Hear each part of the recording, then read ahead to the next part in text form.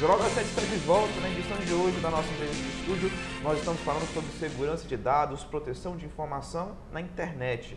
Para poder falar com esse assunto, quem está aqui com a gente é o advogado especialista em proteção de dados, Vitor Amorim.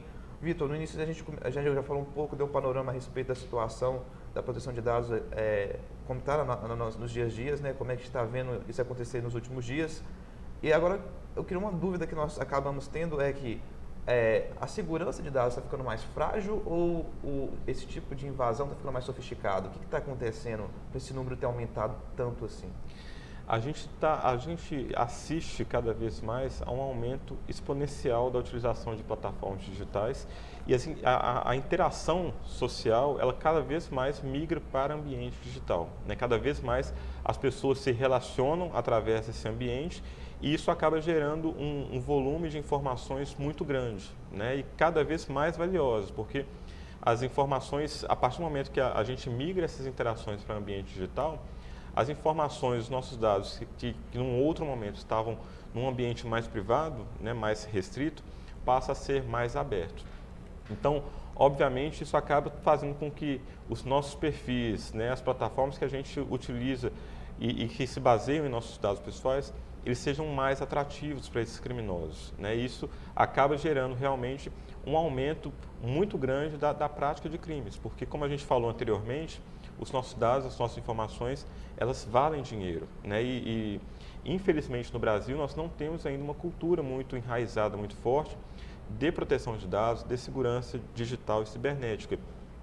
Então as pessoas compartilham o seu dia a dia, informações que seriam totalmente desnecessárias do público, da audiência dela ter conhecimento e de repente ela sai compartilhando tudo isso sem ter a noção de que um crime pode ser praticado através daquela informação que ela está compartilhando ou que isso possa gerar algum prejuízo para ela, né? Aquela sensação que a gente tem de que nunca isso vai acontecer comigo, né? Então eu saio compartilhando e que mal tem isso tudo, né? A gente está falando do lado das pessoas, né?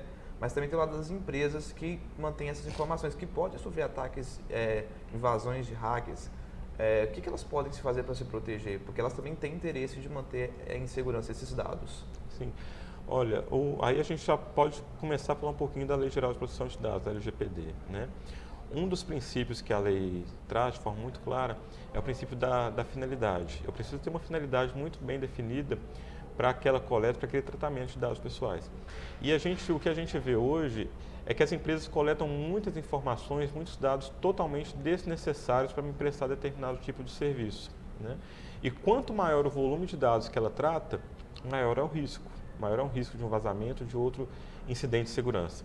Então, ela precisa começar a organizar a casa, né? Fazer um faxinão, por assim dizer, dos dados que ela gera, dos dados que ela armazena, para começar a ver o que é desnecessário, que eu já posso eliminar e manter no seu banco de dados apenas informações que são realmente necessárias e preponderantes para que ela preste um serviço ou forneça um determinado tipo de produto. E a partir disso, ela estabelecer internamente uma governança de dados, né? Ela ter essa preocupação de medir o risco cibernético ao qual ela está exposto, definir camadas de proteção das suas aplicações, né, do seu software de gerenciamento e uma preocupação também em questões muito básicas. A gente não precisa ir muito distante, né? Porque uma outra realidade que a gente tem é que uma boa parte dos incidentes de segurança da informação, eles são provocados por colaboradores das empresas. Sim.